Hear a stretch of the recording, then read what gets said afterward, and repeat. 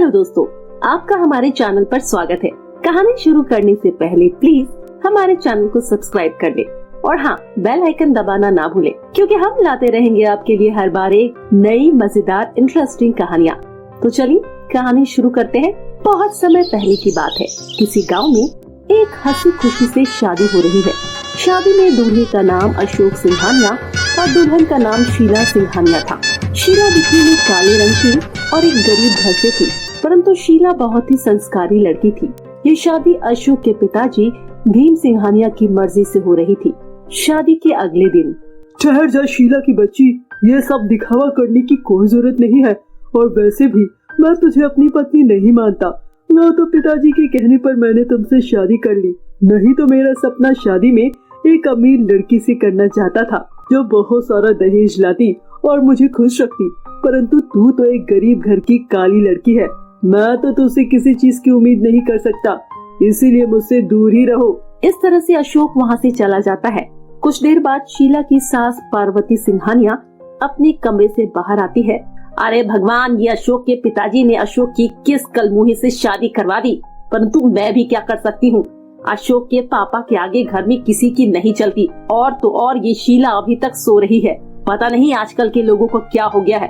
पहले तो रात भर फोन में लगे रहते हैं और सुबह देर से उठते हैं। देखती हूँ ये शीला सुबह सुबह क्या कर रही है। इसके बाद पार्वती शीला को देखने उसके कमरे में जा रही होती है। तभी पार्वती देखती है कि शीला किचन में नाश्ता बना रही है। तभी पार्वती शीला के पास आती है। माँ जी, मुझे माफ कर देना, जो मैंने आपसे बिना पूछे ही नाश्ता बना दिया। दरअसल आज पिताजी को आलू के पराठे खाने का बहुत मन था, इसीलिए मैंने आलू के पराठे बना दिए हैं। माँ जी, मैंने आपकी चाय भी बना दी है और पूरे घर की सफाई भी कर दी है। वो सब तो ठीक है शीला, परंतु तूने आलू के पराठे किससे पूछकर बनाए? हमारे घर में इतना ऑयली खाना कोई नहीं खाता, और तू है कि तूने बिना कुछ सोचे समझे बटर के पराठे बना दिए। तुझे पता भी है बटर 800 रुपए किलो हो रहा है। तेरा बाप क्या यहाँ पर 8-10 किलो बटर देकर गया था? शीला अपनी सास के मुंह से सुनकर उदास हो जाती है। इसके बाद शीला वहाँ से चली जाती है। पार्वती देखती है कि किचन का पूरा काम हो चुका है, क्योंकि हर दिन पार्वती को सुबह जल्दी उठकर अपने बेटे के लिए नाश्ता बनाना पड़ता था, क्योंकि अशोक सुबह काम पर जाता था।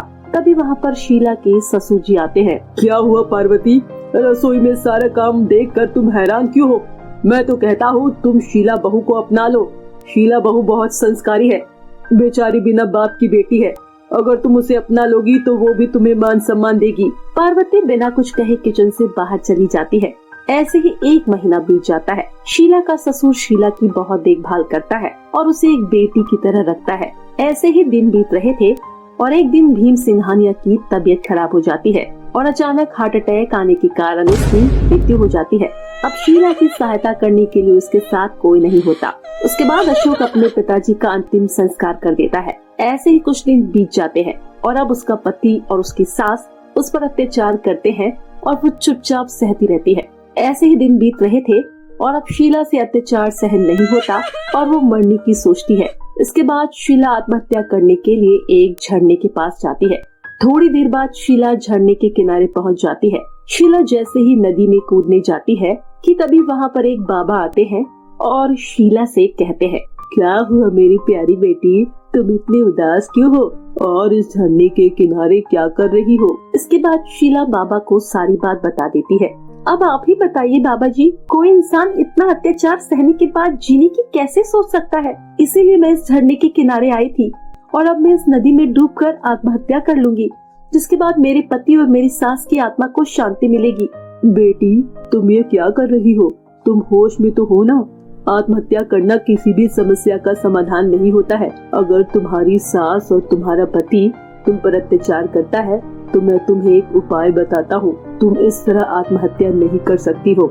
इंसानी जीवन एक जीव को बहुत कष्ट के बाद मिलता है और तुम अपना जीवन इस तरह खत्म नहीं कर सकती हो। इसके बाद बाबा शीला को एक आइडिया देते हैं।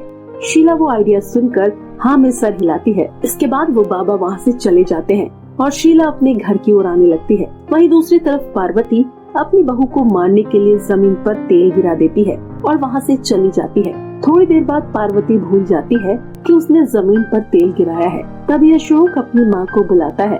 और माँ, आप कहाँ हो? जरा जल्दी इधर आना, मुझे कुछ काम है। पार्वती अपनी बेटी की आवाज सुनकर उसके कमरे की ओर जाती है। तभी पार्वती तेल में फिसल जाती है और उसके पैर की हड्डी ही टूट जाती है। पार्वती को चिल्लाता हुआ देखकर अशोक तुरंत वहां भागकर पहुंच जाता है। इसके बाद अशोक तुरंत एम्बुलेंस को फोन मिलाता है। थोड़ी देर बाद एम्बुलेंस पार्वती को हॉस्पिटल पहुंचा देती है। अशोक पार्वती का इलाज करवाता है। तभी थोड़ी देर बाद डॉक्टर अशोक से कहता है, देखिए अशोक जी, आपकी मम्मी के पैर को ठीक होने में बहुत समय लगेगा।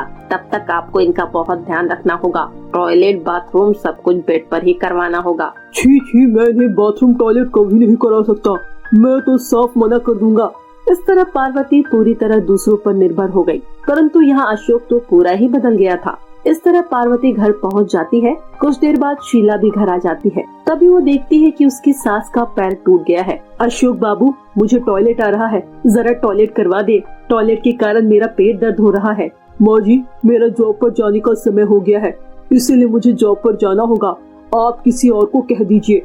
मैं वैसे ही आज बहुत लेट हो गया हूँ। अगर मैं थोड़ा और लेट हुआ तो मालिक मुझे काम से बाहर निकाल देंगे। इसीलिए माँ, मुझे काम पर जाना होगा, मुझे माफ कर दीजिएगा। इतना कहकर अशोक वहाँ से चली जाता है। तभी पार्वती मन ही मन सोचती है, अरे मेरे लाडले बेटे अशोक को क्या हो गया है। पहले तो ये मेरे आगे पीछे घूमता था और हम दोनों साथ मिलकर शीला बहू को परेशान करते थे, परंतु अब इसे अचानक से क्या हो गया है। ये तो बिल्कुल ही बदल गया है। अब मैं टॉयलेट के लिए शीला बहू को कैसे कहूँ। इसके बाद शीला पार्वती से कहती है, माँ जी चलिए, मैं आपको टॉयलेट करवा देती हूँ और साथ में आपकी कपड़े भी बदलवा दूंगी। शीला ने पार्वती से बिल्कुल भी वहम नहीं किया और उसको तुरंत टॉयलेट करवा कर कपड़े बदलवा दिए। ये देखकर पार्वती की आंखों में आंसू आ जाते हैं और वो शीला से माफी मांगती है। शीला एक नरम दिल की अच्छी औरत थी। वो पार्वती को माफ कर देती है। उस दिन के बाद से पार्वती शीला को अपनी बहू मान ही लेती है। कुछ दिन बाद पार्वती पहले की तरह एकदम ठीक हो जाती है और उस दिन के बाद से वो सभी हंसी खुशी से रहने लगते हैं। तो मेरे प्यारे दोस्तों, कैसी लगी आपको हमारी ये कहानी? हमें कमेंट करके जरूर बताएं। अगर आपको हमारी ये कहानी अच्छी लगी हो तो इसे अपने दोस्तों के साथ शेयर करें और ऐसे ही नई इंटरेस्टिंग हिंदी कहानियाँ देखने के लिए हमारे चैनल को सब्सक्राइब करें। तो फिर मिलती हूँ आपसे एक नई कहानी के साथ। तब तक के लिए बाय बाय दोस्तों।